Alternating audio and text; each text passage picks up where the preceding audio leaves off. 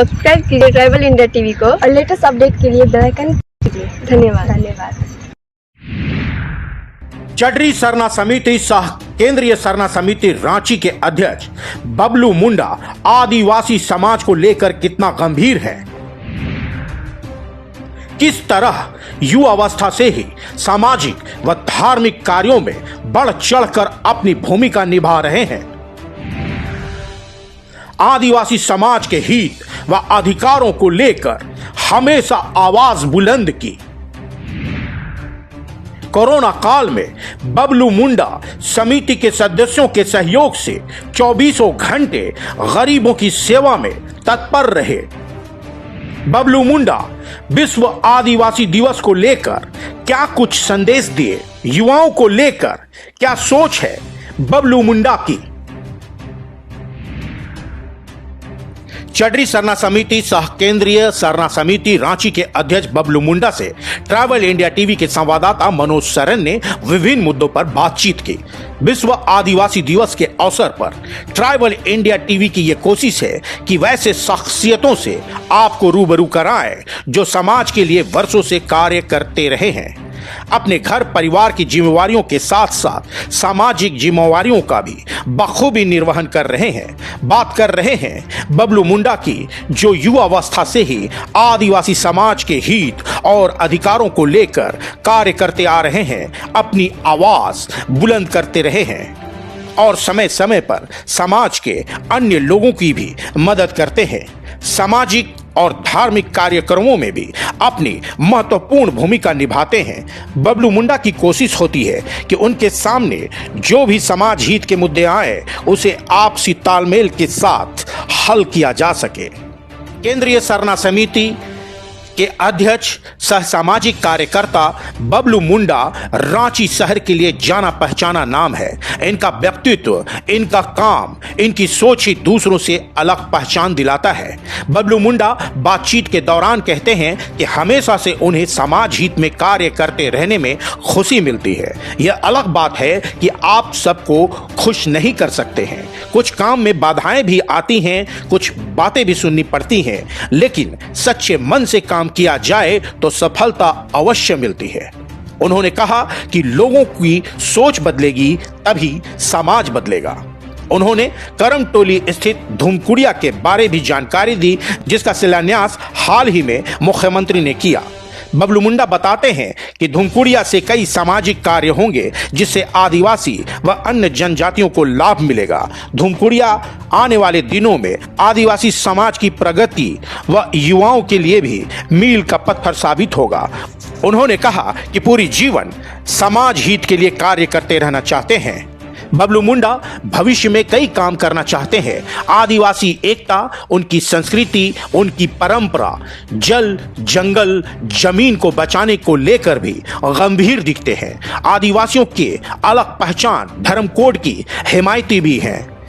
आदिवासी समाज देश और राज्य के विकास में अपनी भूमिका निभाए, इसके लिए जरूरी है कि गांव से लेकर शहर तक के आदिवासी समाज के उत्थान के लिए सरकारी और गैर सरकारी संस्थाएं मदद करें।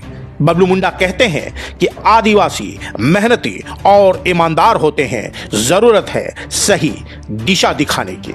चड्डी सरना समिति सह केंद्रीय सरना समिति के अध्यक्ष के अलावे सामाजिक कार्यों में बढ़ चढ़कर अपनी भूमिका निभाने के दौरान समय का ध्यान नहीं देते।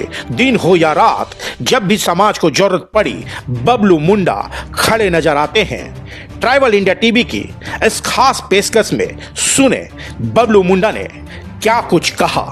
ट्राइबल इंडिया टीवी के लिए अपने सहयोगी अभय बेदिया के साथ मनोज सरन।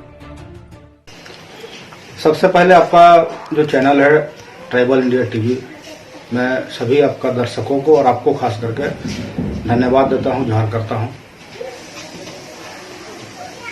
अपने सवाल जो पूछा है उसका जवाब मेरे पास यही है कि समाज के प्रति हमारा जो लगाव है, मैं शुरू से लोगों को देखता था कि लोग मसना बचाने में, सरना बचाने में या आदिवासी का हर एक चीजों को ये करने के लिए आगे आते थे। लेकिन कुछ चीजों अगर हम आपके चैनल में बोले तो कहना ठीक नहीं होगा। मैं बहुत कम उम्र से समाज के लिए आगे आया हूं और कर रहा हूं और करता रहूंगा। मुझे लगता है कि हमारा मोच नहीं हुआ था, हम बहुत नाबालिग थे, उस समय से बहुत शौक था कि हम समाज के प्रति कुछ करें और आज कर रहे हैं। झारखंड राज्य से पहले से मैं कर रहा हूं और 2004 में मैं थोड़ा लेवल आया मेरा, क्योंकि एक मसना कांड हुआ था जिसमें चड्री मसना का कांड था और उसमें विद्युत सौदागिरी सरकार के द्वारा बनाई जा रही थी। उसमें मुख्य लोग से हम लोग 5 लोग प्रतिनिधि मंडल में थे और उसका सरकार का हम लोगों ने जोरदार विरोध किया था और उच्च न्यायालय से आदिवासी समाज की जीत हुई, चड्ढी सरना समिति की जीत हुई और उसी से मुझे काम करने का जोश बढ़ा। देखिए, सबसे पहले तो हम कहना चाहते हैं कि आदिवासी समाज 20 साल पहले कुछ और थे और 20 साल के बाद अभी कुछ और है, क्योंकि उस समय हर चीज में अपने संस्कृति, रीति रिवाज, परंपरा और अपने गीत गोविंद में लोग रहते थे 20 साल पहले। लेकिन जब से आधुनिकीकरण जब से हुआ है तब से लोग अपने चीजों को भूलते जा रहे हैं, अपने गीत को भूल जा रहे हैं, अपने नृत्य को भूल जा रहे हैं, अपने रीति रिवाज परंपरा को भूल जा रहे हैं। तो धीरे धीरे हमको लगता है कि ये कम हुआ है। देखिए, झारखंड बनने के बाद भले ही विकास हुआ है यहाँ के लोगों का, लेकिन आदिवासी समाज में अपने धर्म के प्रति, अपने संस्कृति के प्रति, अपने सारी चीजों के प्रति विनाश जरूर हुआ है और आपको देखने को मिलेगा। आप किसी भी क्षेत्र में आप चले जाइए, सरना मसना या अखड़ा में, 20 साल पहले उस जगह में लोग साफ सुथरा रखते थे, करते थे और आज देखिए उसी धार्मिक स्थल में जिसमें आदिवासी का मूल पहचान है, उसमें आपको गंदगी का अंबार दिखेगा। देखिए, आदिवासी समाज का भले ही विकास नहीं हुआ, लेकिन यहाँ के जो राजनेता हुए हैं, जो राज किए हैं 21 साल, उसकी बदलाव भले हुई है, लेकिन यहाँ का जो लोग है, मूल आदिवासी है, उसका विनाश के अलावा कुछ नहीं हुआ है। बोला जाए तो सरकार का विफलता है। अगर गरीब आदमी आदिवासी चला जाए एक इंदिरा आवास के लिए, तो उसको इतना रुपया उससे मांगा जाता है घूसखोरी में कि वो दे नहीं पाएगा, तो इंदिरा आवास उसका बनता नहीं। आज भी उसका टूटा फूटा घर है। आज भी आदिवासी समाज खेत में शौच के लिए जाती है, अगर उसके घर में शौचालय नहीं है तो ये बहुत बड़ा विडंबना है। आज इतना बड़ा राज्य में विकास हुआ, राजधानी का 21 साल हुआ पूरे जिला का, झारखंड का, और आज भी लोग शौच करने के लिए सोचते हैं।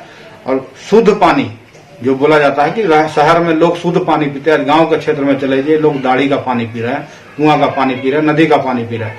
तो सबसे बड़ा विडंबना तो यही है कि आदिवासी समाज जस का तस है। आज भी एकड़ों एकड़ जमीन है आदिवासी समाज का, उसको हो सके लूट लिया जा रहा है या फिर उसको ठग फुसला के खरीद लिया जा रहा है। तो उसके अलावा झारखंड बनने के बाद कुछ नहीं हुआ है राज्य के लिए। इसका मुख्य कारण क्या है? अशिक्षा, नशा? नहीं, देखिए, आदिवासी सिर्फ बदनाम है नशा में। यहाँ और भी लोग रहते हैं, हर एक धर्म, हर वर्ग के लोग रहते हैं, सारे लोग नशे करते हैं। सिर्फ आदिवासी पीने में या नशा में बदनाम क्यों है? ये सारा सर गलत बात है। आदिवासी समाज आज का डेट में सब चीज समझता है, बूझता है, और ये एक साजिश है कि लोग बोलते हैं कि नशा करता है। आदिवासी नशा करता है सिर्फ उसका जब तपावन में जब लगता है, जब पूजा पाठ करते हैं, तब हल्का फुल्का लेते हैं। लेकिन ये अगर कोई लोग बोलते हैं कि नशा में डूबी हुई है आदिवासी समाज, तो सारा सर गलत है। अगर राज्य सरकार राज्यपाल के पास भेजी या दिल्ली भेजी या केंद्र भेजी, ये समझने का फेर है। सरकार डायरेक्ट कोई भी कानून को डायरेक्ट दिल्ली भेजने का कोई अधिकार नहीं है। या तो राज्यपाल के पास जाता या फिर राज्यपाल के माध्यम से उस जगह को भेजना चाहिए था। भले स्वागत योग्य है कि पहली बार राज्य सरकार ने ये आदिवासियों का वर्षों का पुराना मांग सरना कोड को राज्य सरकार ने उसे भेजने का काम किया है। ये सिर्फ भेजने का काम था। आगे क्या हुआ, सरकार इसकी क्या ले रही है, इसका कोई मतलब मायने नहीं है। देखिए, आदिवासी हिंदू का ही सारा जो नेक नियम है, जो उसका लिपिबद्ध है। हिंदू बोलता है कि हमारा ग्रंथ बना हुआ है, हमारा सारे चीज किताब में। आज वही चीज, आज हम लोग महादेव का पुजारी हैं, आदिवासी से मूल जो आदिवासी है महादेव का भक्त है। और वो लोग क्या किए कि लिपिबद्ध करके सारे चीजों को ग्रंथ बना के दिखाते हैं कि ये लोग हमारा नियम को पालन करते हैं। ये सारा सर गलत है। ये आदिवासी समाज का पहाड़ पर्वत जंगल नदी का पूजा करने वाले, जो पृथ्वी प्रकृति का पूजा करने वाले सबसे बड़ा ये है। और हम लोगों ने ये कि लिपिबद्ध नहीं किया है। और लोग जो भी आरोप लगाते हैं गलत है। हम लोग प्राकृतिक पुजारी हैं, Hindu no Hindu, only for Adivasi प्राकृतिक पुजारी। देखिए हमारा संगठन, हम धीरे धीरे लोगों को जोड़ रहे हैं, खास करके महिला को भी, खास करके युवा लोगों को भी। और हम ज्यादा से ज्यादा लोगों को जोड़ के हर एक जिस टोला में लोग रह रहे हैं उस टोला का मुद्दा को हम लोग पकड़ने का काम कर रहे हैं। अभी अधिकतर सुनने को आएगा आदिवासी जमीन का लूटपाट। दूसरा कि आदिवासी महिला के साथ गैर आदिवासी का विवाह करना या फिर उसको गलत तरीके से उसको फंसा के उसको अपने ये करके उसका शोषण करना।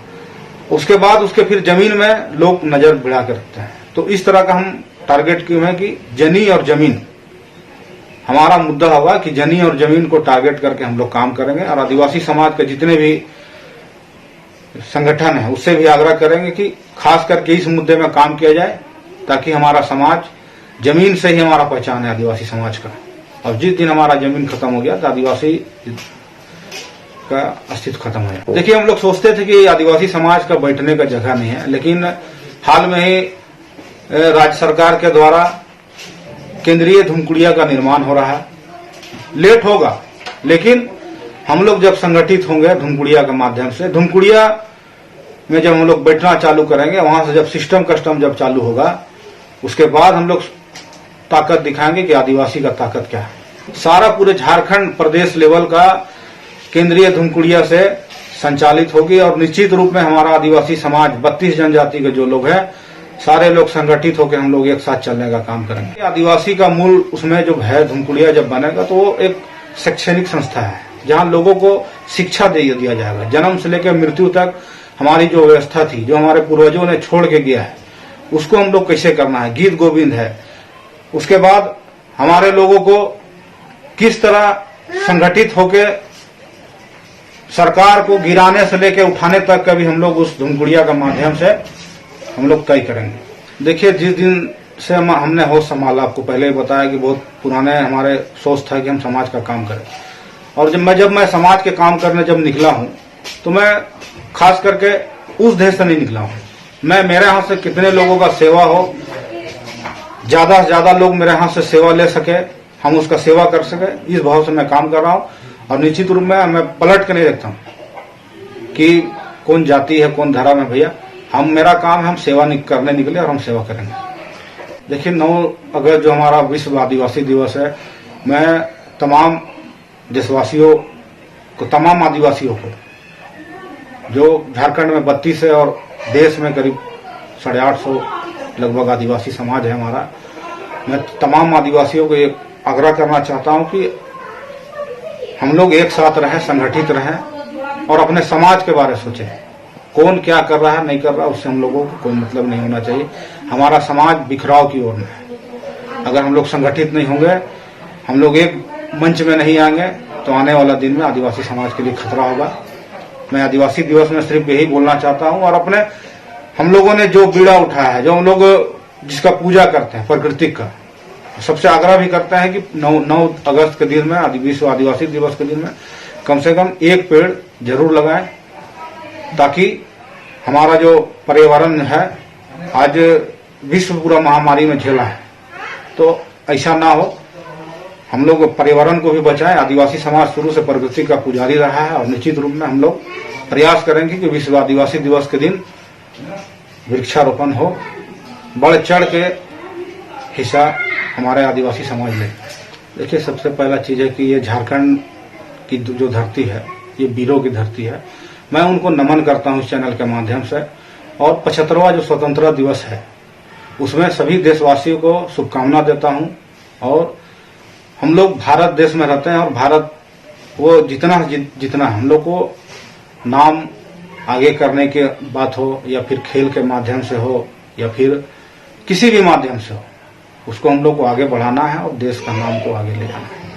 सबसे पहले मैं ट्रैवल इंडिया टीवी के तमाम आपके जितने लोग हैं, टीम है काम करने वाले, सबको मैं धन्यवाद देता हूं कि सुदूर क्षेत्रों में जाके आदिवासियों का दर्द को देखने का काम किया, दिखाने का काम किया। हर एक विषय पे आप लोगों ने आदिवासी समाज का जो भी दर्द है, कोई भी कष्ट है, उसको आप लोगों ने दिखाने का, बखूबी दिखाने का काम किया। और मैं आपको, आपके चैनल को तहे दिल से धन्यवाद देना चाहता हूं।